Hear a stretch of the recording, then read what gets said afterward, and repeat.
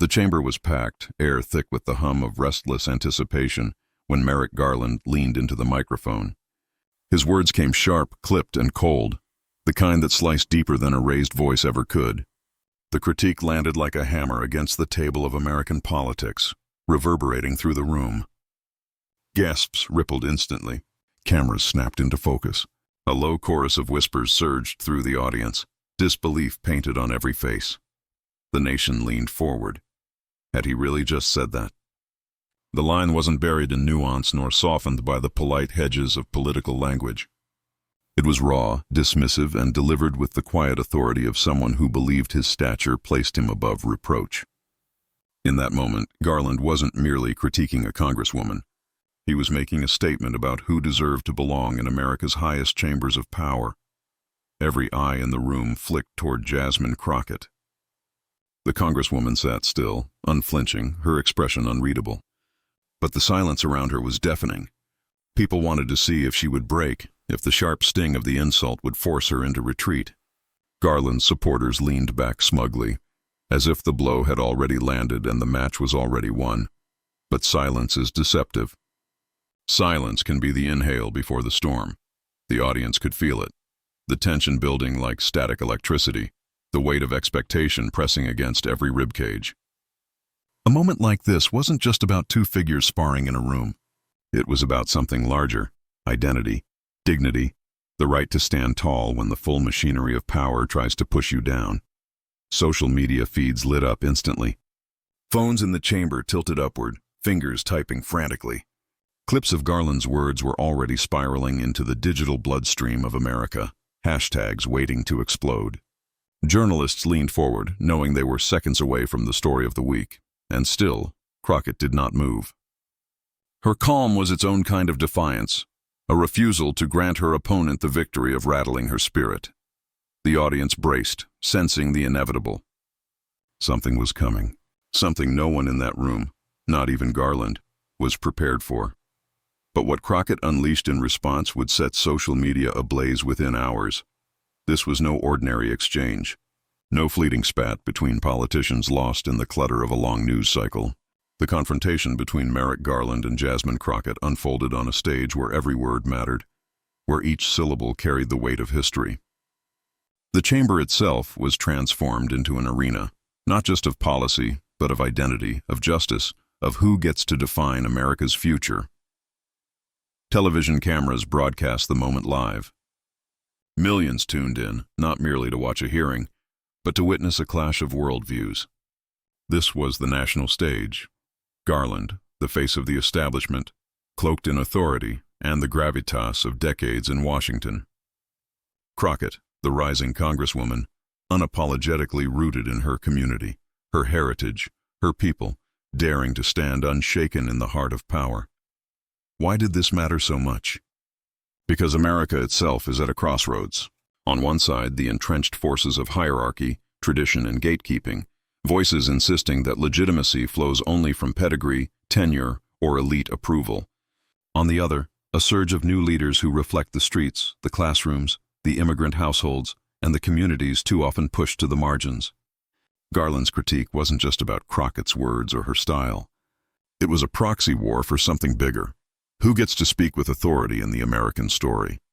The moment shimmered with tension because viewers understood what was at stake. If Garland's words went unchallenged, it would signal that the old guard still held the power to dismiss, diminish, and define. But if Crockett answered, not with anger, not with collapse, but with clarity and fire, she could shatter that illusion and ignite a spark beyond the chamber's walls. America has always wrestled with this question: who belongs? In the press galleries above, commentators were already scribbling notes, sensing that the fight wasn't about technicalities of justice, but about democracy itself. Justice was not an abstract legal principle in this moment. It was alive, embodied in the clash of two figures who represented divergent visions of America's soul. The audience at home leaned closer. In living rooms, college dorms, and crowded cafes, people felt themselves drawn into the drama, recognizing echoes of their own lives. Anyone who had been underestimated, anyone who had been dismissed because of where they came from or how they looked. saw themselves mirrored in Crockett's poised silence. And silence, they knew, never lasts forever. What Garland may have underestimated was the fire he had just stoked.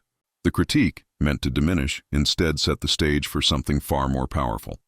A clapback not designed merely to defend dignity, but to light a cultural spark. A spark that would ripple across headlines, hashtags, and households. A spark that would remind America that the people, not the gatekeepers, own the narrative of this nation. The question now wasn't whether Crockett would respond. It was how. Would she lash out? Would she retreat? Or would she find a way to transform the sting of insult into a declaration that could not be ignored? The world held its breath. The stage was hers, and what happened next would prove that this was never just about her. It was about every voice still fighting to be heard. Merrick Garland's presence in that chamber was not casual. He wasn't just another voice at a microphone. He was the sitting Attorney General of the United States, the nation's top law enforcement officer, a man whose every sentence bore the weight of authority. For decades, Garland had been portrayed as calm, measured, and deliberate, a figure who embodied the establishment's idea of stability. To some, he was the embodiment of restraint, a careful jurist who avoided drama and let the institution speak for itself. But to others, he represented something colder, the heavy, bureaucratic hand of Washington, the voice of a system that often spoke down rather than across. His story in American politics had always carried the sheen of establishment respectability. Born into the legal elite, Garland built a career in the courts and rose steadily through the ranks. His demeanor, composed, analytical, and understated, earned him admiration in some circles and frustration in others. Critics whispered that his calmness often bled into condescension, that his insistence on procedure and process left little room for empathy or urgency. To them, he was not the fiery defender of the people, but the quiet protector of the system. The nation remembers Garland most vividly from 2016, when President Obama nominated him to the Supreme Court. It was meant to be a crowning achievement, a nod to his long service. Yet the Senate, controlled by those opposed to Obama, refused even to grant him a hearing. Garland became a symbol then, not of defiance, but of quiet resignation. The man who absorbed history's insult with stoicism, but never once broke the mold of establishment decorum. That chapter etched him as the consummate insider, a man respected by elites but unable, or unwilling, to channel the raw energy of those who felt silenced outside Washington's walls. As Attorney General, Garland's tenure had been marked by both high praise and biting criticism. Supporters hailed his pursuit of accountability in turbulent times, his insistence that the rule of law remain above partisan squabbles. Yet detractors accused him of timidity, of moving too slowly, of acting as though time itself were a luxury America could afford. When crises erupted, whether it was the storming of the Capitol, rising extremism, or battles over civil rights, Garland's measured statements often left progressives hungry for urgency, for fire, for a moral voice that cut deeper than technicalities. And it was precisely this weight, the accumulated history, the reputation for calm authority tinged with condescension, that made his critique of Jasmine Crockett sting. He wasn't a heckler or a rival seeking headlines. He was Merrick Garland, the voice of the establishment, looking down from the mountain of his position to cast judgment. When he spoke, it wasn't just words from a man. It felt like the system itself was speaking, trying to put her in her place. The optics mattered. Garland's soft but firm delivery, his carefully chosen phrasing, and the gravitas of his title made the moment heavy. He seemed unshakable, the bureaucrat who could freeze an opponent with nothing more than a pointed critique. For many in the audience, the expectation was clear. Crockett would fold, or at least flinch. How could she not? After all, Garland had spent a lifetime in Washington's marble halls. He was the establishment's steady hand, the calm face of authority that crushed opposition, not with fire but with frost. But beneath that calm exterior lay the contradictions that made Garland a perfect foil. He was lauded as impartial, yet critics saw him as blind to the lived realities of ordinary people. He was trusted by elites, yet distrusted by communities yearning for urgency. He had endured being denied the Supreme Court, but rather than rage against the injustice, he returned to the fold, serving again as a symbol of Washington's preference for stability over transformation. To many progressives, this was Garland's flaw. He was brilliant, powerful, and yet strangely unwilling to break the system that so often broke others. This was the man who had turned his gaze on Jasmine Crockett. A man polished by decades of authority, hardened by bureaucracy, shaped to believe that calm detachment was the highest virtue. When Garland criticized, it wasn't loud, but it was sharp, cutting, and designed to remind those listening that he still carried the full force of Washington behind him. In that chamber, Garland represented something larger than himself. He was Washington's cold hand, the voice of bureaucracy that stretched across generations, reminding America who traditionally got to speak and who had to listen. To challenge Garland was to challenge not just a man, but the very architecture of establishment authority. And that's why the room leaned forward. That's why the critique landed with such force. Garland wasn't the kind of figure people expected to stumble. He had been groomed to dominate with composure, to command the respect of the room without raising his voice. The audience anticipated that Crockett, younger and less seasoned, would bend under the chill of his words. But they underestimated something, and so did he. Garland may have stood as the embodiment of the establishment, but this was no longer a world where calm condescension could silence the voices rising from the margins. The fall, when it came, would be all the more dramatic because no one saw it coming. Garland looked immovable. Crockett, however, was about to prove that immovable mountains can crumble in an instant. Jasmine Crockett's story didn't begin beneath the bright lights of Congress or within the echoing halls of Washington. It began in neighborhoods where voices were often ignored, where dignity was hard-won, and where silence wasn't an option. Born into a world where women like her were expected to stay quiet, she learned early that her voice carried weight, not because it was handed to her, but because she insisted it mattered. Before she ever took the oath of office, Crockett carved a path through law and activism. She built her career as a defense attorney, often standing beside clients who had been abandoned by the system. In courtrooms where the odds were stacked, she sharpened her skill not only in legal argument, but in resilience. Every dismissal she endured, every sideways glance, every patronizing comment from those who thought her too young, too black, too outspoken, became fuel. She didn't just fight for verdicts. She fought for recognition, for the principle that justice belonged to everyone, not just the privileged few. Her activism was never abstract. When communities cried out over inequality, Crockett was there. When rights were threatened, she was often one of the first to speak, sometimes at rallies, sometimes at the front lines of tense debates. Those who knew her then would later say she carried herself with the spirit of someone unwilling to bow, someone who refused to believe that dignity was negotiable. And in those moments, she learned a lesson that would follow her into national politics. Silence protects no one. Her rise to Congress wasn't a gift, it was a battle. She faced skepticism from opponents who thought she was too brash, from insiders who questioned whether she belonged in Washington's inner circle, from critics who couldn't reconcile her unapologetic tone with their expectation of quiet compliance. Yet every attempt to box her in only made her fight harder. She flipped the script, transforming stereotypes into strength, dismissals into demonstrations of grit. By the time she arrived in the House of Representatives, Crockett wasn't simply another lawmaker. She was a force. Her speeches, often laced with both sharp wit and moral clarity, resonated far beyond her district. Americans who felt ignored, immigrants, working mothers, young people hungry for change, heard in her voice an echo of their own struggles. When she spoke, they felt less alone. When she stood tall against attacks, they saw themselves refusing to shrink, but the road was not smooth. She had been mocked, belittled, and underestimated more times than most could count. Some tried to reduce her to her gender, others to her race, and still others to the fiery passion that made her distinct. Yet each time she leaned into the very qualities others thought would break her. If they called her too loud, she made her arguments louder. If they said she didn't belong, she proved her presence was non-negotiable. It was this journey, from the courtrooms where she defended the voiceless to the chambers of Congress where she sparred with power, that forged her into the kind of leader who could not be rattled by establishment critique. She had already stared down worse: poverty, prejudice, and a society eager to dismiss her before she opened her mouth. Compared to those battles, A pointed remark from Merrick Garland was just another attempt to silence her. And silence was never an option. Why did her voice resonate so deeply? Because Jasmine Crockett didn't speak as a polished insider rehearsing talking points.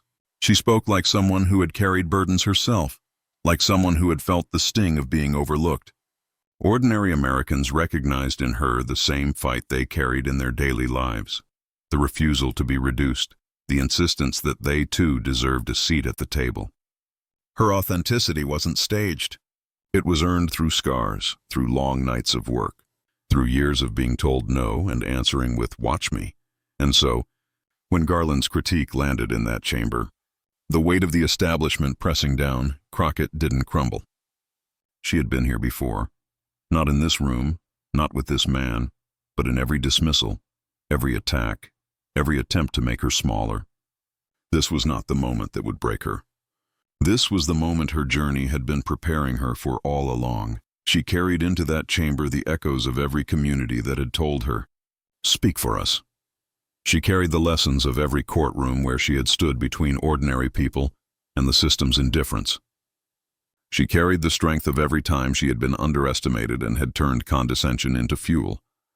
Garland's critique wasn't just aimed at her. It was aimed at everyone she represented, and that was why her response would matter so much. Because Crockett's life had taught her that sometimes a single voice can shift the ground. Sometimes one person's refusal to bow can ripple outward, reminding others of their own strength. Garland might have thought he was chastising a junior member of Congress, a mere politician he could dismiss with institutional weight. What he didn't realize was that Crockett was forged in fire far hotter than Washington could summon. All the struggles, the fights, the dismissals, they weren't random. They were preparation. Every scar, every insult, every moment of resistance had been leading here. To this chamber, to this clash, to this exact confrontation.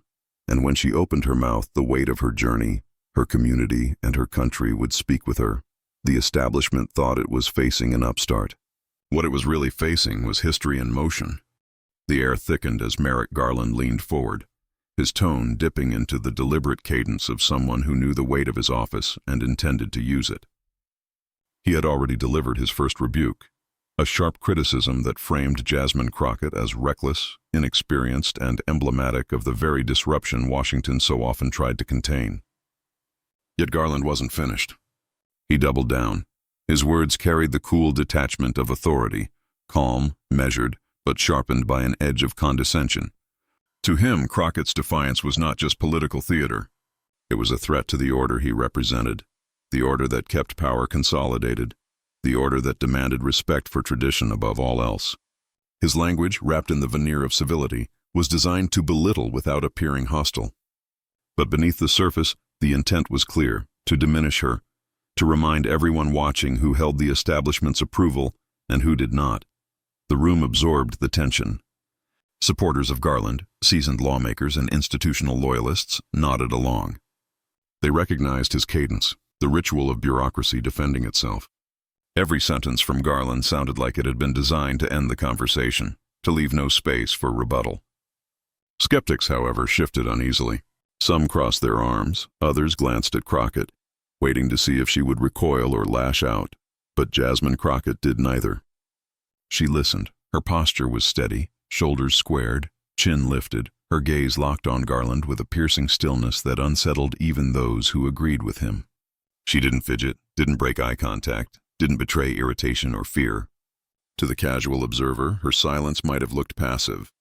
But to those who knew her, it was the silence before the strike, the unyielding composure of someone who had weathered worse storms and learned that timing mattered as much as words.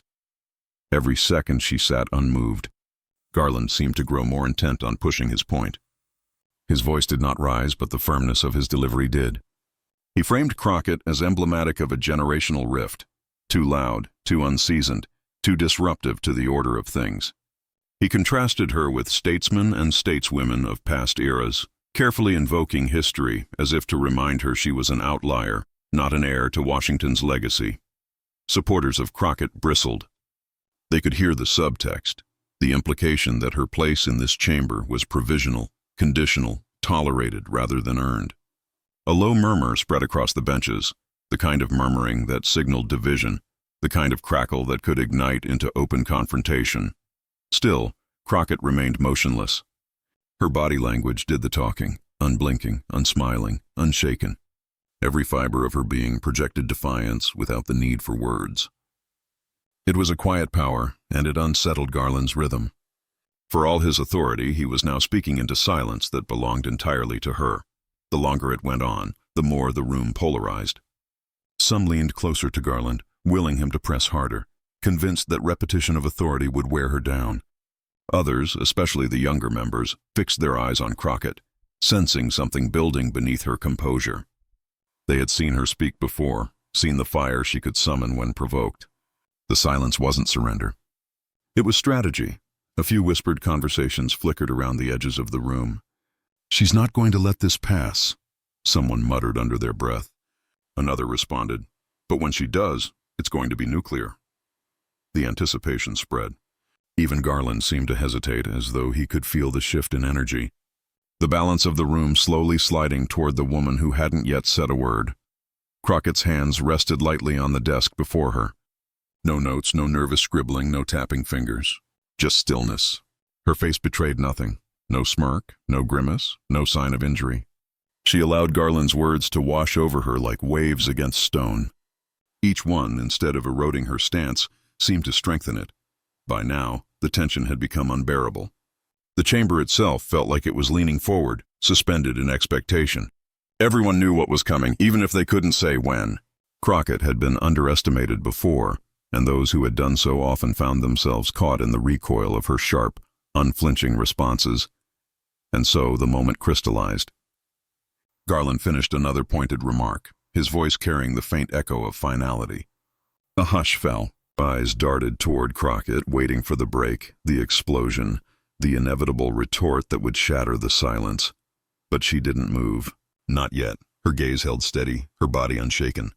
The stillness itself was the escalation, a coiled power, unreadable, undeniable. Garland had spoken. The room had listened. Now all attention belonged to her. Everyone braced. Would she let this slide or strike back? The silence had stretched so long it had become a character in itself, thick, humming, unbearable. Garland's critique still lingered in the air, his words sharp and cold, but the room's attention had already shifted. All eyes were locked on Jasmine Crockett. Her stillness had turned the tide. Now everyone leaned in, waiting for her response. And then she moved. Crockett leaned ever so slightly forward, her palms resting on the desk like anchors. She held Garland's gaze with surgical precision, the kind of stare that pierced through the surface and cut directly to the ego. A beat passed. Another. The tension tightened until it felt like the chamber itself might snap. When she finally spoke, her voice was steady. Not loud, not rushed, but deliberate. Each syllable landing like a measured blow. "Mr. Garland," she began, her tone calm enough to unsettle. "I've been underestimated before. And every time people learn the same lesson. Don't mistake silence for weakness." Gasps fluttered across the room. Some chuckled nervously, others stiffened. Crockett's tone wasn't fiery, not yet. It was the kind of opening that told her audience she was sharpening her blade, preparing to strike with precision. She paused, scanning the chamber, making sure every eye met hers. Then she continued, "You stand here as the representative of an institution that has too often failed ordinary people. You invoke history to measure me, but let's talk about history, because history doesn't belong to bureaucrats. It belongs to the people who fought, bled, and sacrificed to be heard." Murmurs grew louder. Crockett's cadence was shifting, rising with conviction, each phrase stacking upon the last.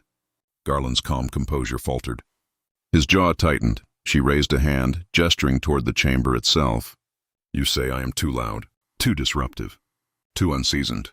But tell me, was it quiet when women demanded the right to vote? Was it orderly when Black Americans marched on Selma? Was it polite when immigrants fought to be recognized as full citizens? No, sir, justice has never been neat. Progress has never been polite." The room erupted in scattered applause. Supporters who had been holding their breath finally let out their energy in bursts of claps, shouts, and affirmations. Even those who disagreed found themselves rattled, forced to confront the raw undeniability of her words. Crockett waited for the noise to fade, her gaze still pinned on Garland. When the chamber quieted, she delivered her next blow. You call me unseasoned. But maybe what this chamber needs isn't another seasoned politician repeating the same tired lines that got us here. Maybe it needs someone unafraid to call out the rot in a system that protects power instead of people. Another wave of murmurs. Some senators exchanged uneasy glances. Others shook their heads in disapproval. But Garland, usually unflappable, shifted in his chair, the first crack in his marble facade. Crockett pressed on. And let's be clear. When you say reckless, what you really mean is unwilling to bow. When you say inexperienced, what you really mean is unwilling to play by rules written to keep people like me out. And when you say disruptive, well, thank you. Because disruption is exactly what justice demands. The words hung like a thunderclap. This time the applause was louder, longer, more defiant. Garland's lips tightened, but he didn't interrupt. He couldn't. The tide of the room was shifting, and Crockett was in full command. She let the applause fade before speaking again, her tone softening, her voice dipping into something more personal. You see, Mr. Garland, I didn't come here to fit into a mold designed centuries ago by men who never imagined someone like me standing in this chamber. I came here because my constituents, working mothers, immigrants, young people drowning in debt, black families who have been ignored for generations, they demanded a voice. And I will not apologize for being that voice. A quiet murmur of agreement rippled again, softer but deeply resonant. Crockett's words cut deeper because they weren't abstract. They were tethered to lives outside the marble walls, lives that Garland's authority rarely had to face directly. Garland blinked, as though caught off guard by the shift from fiery challenge to moral conviction. His calm demeanor seemed less like confidence now, and more like retreat. Crockett leaned in further, her voice sharpened to a fine edge. So let's get to the heart of your critique. You say my passion makes me unfit for serious debate. But tell me, well, what's more dangerous? Passion for justice or complacency in the face of injustice? Which one should truly terrify America? The chamber erupted again, this time in full applause. Even a few who had sat in silence before now found themselves nodding, unable to resist the clarity of her question. Garland's face reddened, his calm cracking under the weight of her momentum. She allowed the applause to roar, then raised her hand slightly. The room quieted, and she delivered her final, devastating sequence. You see, Mr. Garland, your words carried the weight of the establishment, but my words carry the weight of people who've been silenced too long. And when those voices rise together, no office, no title, no tradition can hold them back. You wanted to remind me of history. But here's the truth. History doesn't remember those who kept order. History remembers those who demanded change. The chamber exploded. Applause thundered through the hall, some standing, others pounding their desks in approval. Reporters scribbled furiously, cameras zoomed, clips already being prepared for the viral storm to come. Garland sat motionless, lips pressed thin, his composure shattered by the force of a response that had dismantled his critique piece by piece. For the first time, the Attorney General looked small, dwarfed not by the size of Crockett's office, but by the sheer magnitude of her presence. And Crockett? She didn't bask, didn't smirk, didn't gloat. She sat back slowly, reclaiming her stillness, but this time the silence was hers to command. The chamber that once braced for her to shrink now leaned into her authority. Her gaze swept across the room one last time, pausing on Garland before shifting to the cameras, almost as if she knew the moment wasn't confined to these walls, because it wasn't. This was the kind of exchange that didn't just end in applause. It echoed, it ricocheted, it spread, and as Crockett's final words lingered in the air, the cliffhanger was clear. The internet wasn't ready for what happened next. The moment Crockett's final words echoed into silence, the chamber seemed to dissolve into a storm of reactions. But the real eruption wasn't inside those marble walls. It was online.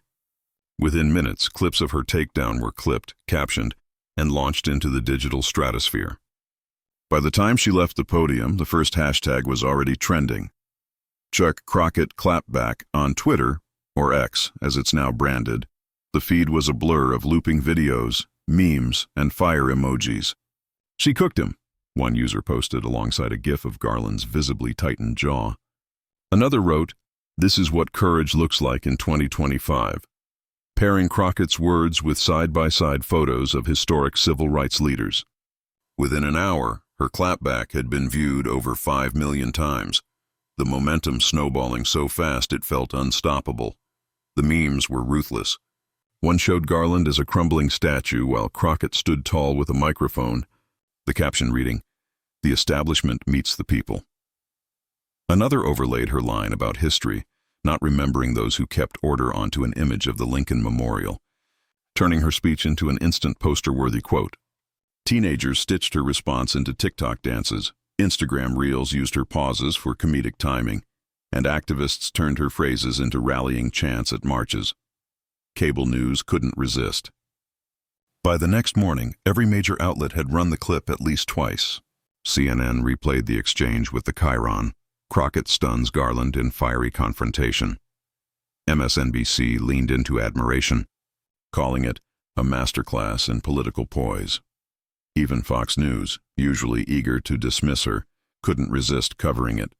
Though their framing was predictably hostile, Crockett's disrespectful outburst goes viral. Yet even in their attempt to disparage, the coverage only amplified her reach. Commentators lined up to weigh in. One pundit described the moment as the kind of viral lightning politicians dream about but rarely achieve. Another called it a generational shift, the establishment being forced to reckon with new voices who refuse to play by the old rules. Even critics inadvertently strengthened her hand. Their outrage only underscored the very point she had made about being too disruptive for Washington's comfort. Garland, meanwhile, became a lightning rod for mockery. Editorial cartoons painted him as a crumbling bureaucrat, holding a gavel too heavy for his hands. Think pieces described him as the embodiment of Washington's cold hand, a symbol of why so many Americans felt disconnected from the system. He had entered the chamber with the gravitas of an institution, but by the end of the week he was being cast as the face of establishment fragility. And Crockett? She became something else entirely, not just a congresswoman, not just a sharp debater. Overnight, she was elevated to a cultural force. Her words became a rallying cry, quoted on protest signs, printed on T-shirts, even set to music in remix videos that flooded Spotify playlists. Justice has never been polite, trended on Instagram as activists adopted it as both mantra and weapon. For millions, Crockett had done more than rebut a critique. She had spoken aloud what they felt in their bones, that dignity, passion, and truth-telling mattered more than polished bureaucracy. She had given voice to frustrations that so many, immigrants, young activists, marginalized communities, carried daily but rarely saw articulated on such a stage. Even celebrities chimed in. A-list actors retweeted the clip with clapping hands emojis. Musicians stitched her words into their live performances. One NBA star posted, "This is the kind of energy America needs right now." Respect to Jasmine Crockett. The endorsement wave pushed the moment further beyond politics and into pop culture. Meanwhile, Garland's defenders scrambled to reframe the narrative, arguing that he had been taken out of context, that his critique had been policy-focused, not personal. But the tide had already turned. Crockett's clapback had burned itself into the public imagination, and every attempt to walk back Garland's words only made him look weaker. Social media sentiment trackers told the story bluntly. Mentions of Garland were overwhelmingly negative, often paired with phrases like out of touch and elitist. Crockett's mentions, by contrast, were flooded with praise. Fearless, queen, truth-teller. In the attention economy of modern politics, there was no question who had won. But perhaps the most powerful ripple came not from pundits or celebrities, but from everyday people. Parents tweeted that they showed their kids the clip as an example of standing up for themselves. Teachers used her words in civics classrooms. A viral TikTok trend emerged where users filmed themselves delivering Crockett's most quotable line, "History doesn't remember those who kept order," into mirrors, as if declaring it to their own reflection. The confrontation had begun as a clash between one congresswoman and the nation's top law officer. But in its aftermath, it had transformed into something larger, a cultural spark. Garland became the symbol of an era clinging to its authority. Crockett became the beacon of a rising tide, fearless, unapologetic, and unforgettable. And yet, as powerful as the moment was, it was only the beginning. Because while Crockett had conquered the chamber and captured the internet, the real test lay in what came next. Would this viral eruption become a passing clip, or would it ignite something enduring?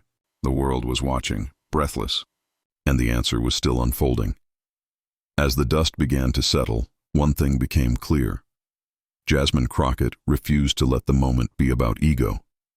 When asked later about Garland's critique and her fiery response, she didn't center herself. Instead, she shifted the spotlight outward, toward the very people she represented. "This wasn't about me," she said firmly, her voice carrying both resolve and warmth. "It was about the people I serve. It was about every person who has ever been told to sit down, stay quiet, and accept less than their full dignity." That reframing mattered. Because while Garland had spoken from the weight of authority, Crockett spoke from the wellspring of empowerment. He wielded the cold tone of institutional critique. She responded with the heartbeat of lived experience.